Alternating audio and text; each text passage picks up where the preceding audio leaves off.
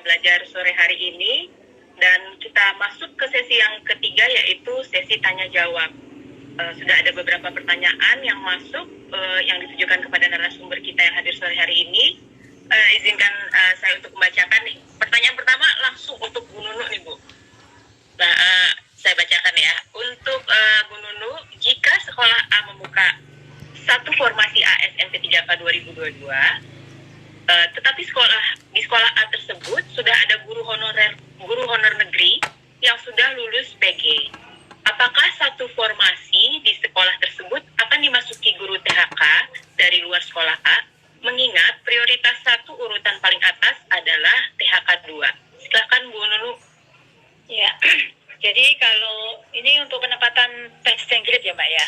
Kalau untuk kalau pertanyaan tadi passing grade. Jadi kalau di prinsipnya penempatan passing ini tidak akan menggeser guru lain. Jadi kalau sudah ada guru yang ada di situ, ini berdasarkan pengalaman tahun 2021 ada guru yang tergeser, maka seleksi yang sekarang ini dibuat sedemikian rupa untuk penempatan yang lolos PG tidak menggeser guru yang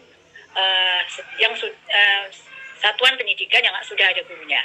Meskipun guru tersebut adalah guru yang belum lulus passing grade di tahun 2021.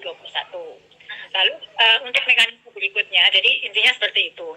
Jadi sistem sudah akan mengetahui kalau di sekolah itu sudah ada gurunya, misalnya guru mapel IPA, ya. Tapi guru ini belum jadi P3K, tapi dia mempunyai kesempatan untuk ikut seleksi berikutnya. Maka formasi ini nanti yang akan mengikuti guru yang memiliki hak. Nah, memang urutannya adalah THK 2, baru seterusnya, seperti itu. Jadi tidak ada guru yang tergeser dari sekolah induknya, intinya seperti itu.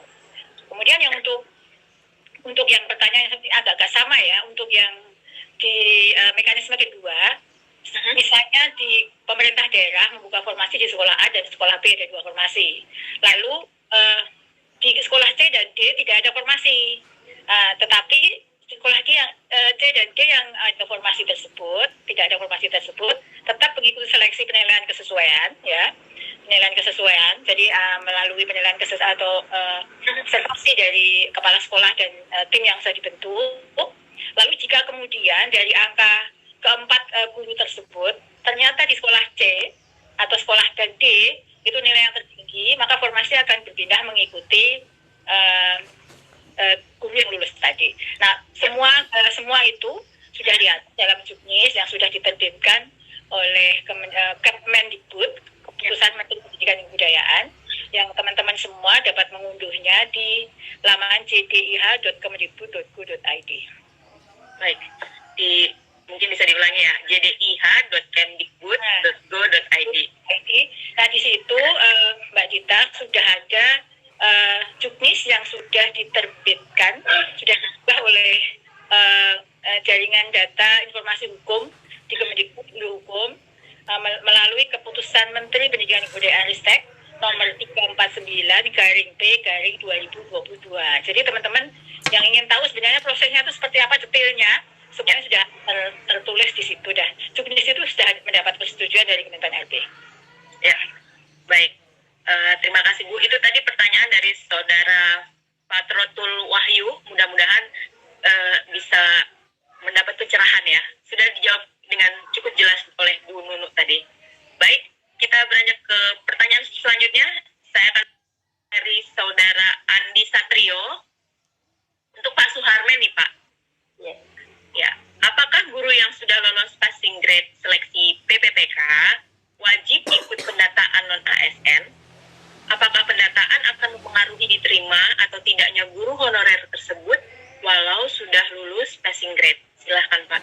Ya, terima kasih. Ini 2 hal yang berbeda ya Mbak Dita. Ya. Yang pertama adalah pendataan non-ASN, dan yang kedua adalah mereka yang sudah lulus seleksi atau lulus passing grade.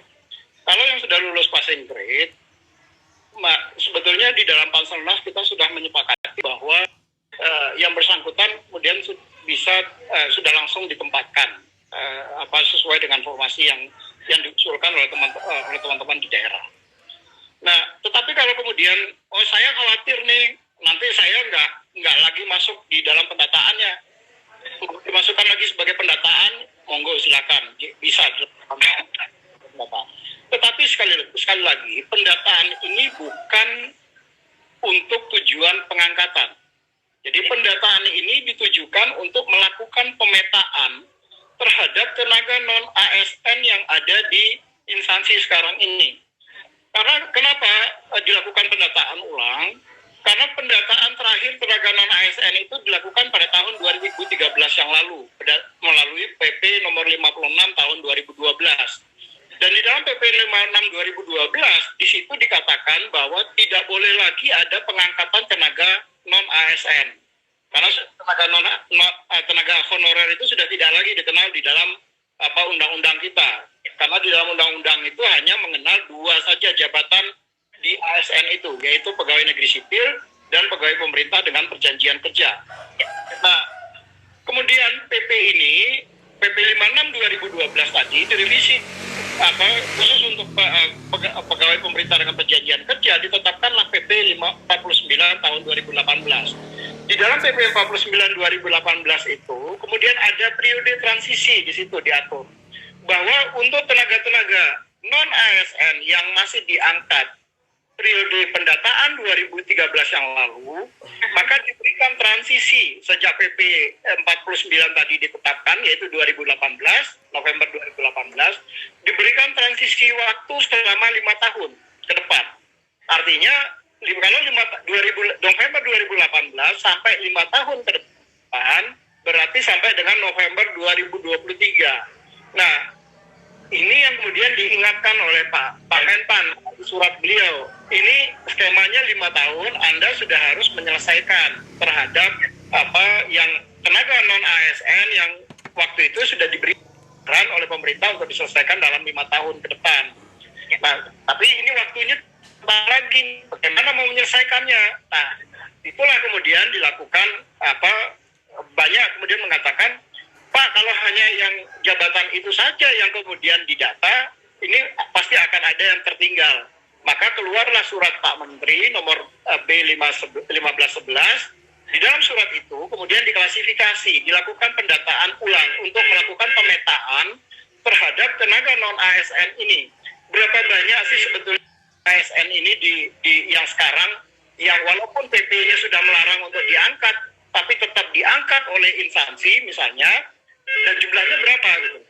Nah, dari data yang sudah masuk ke saya, posisi sampai dengan tadi pagi itu sudah 1.300.000.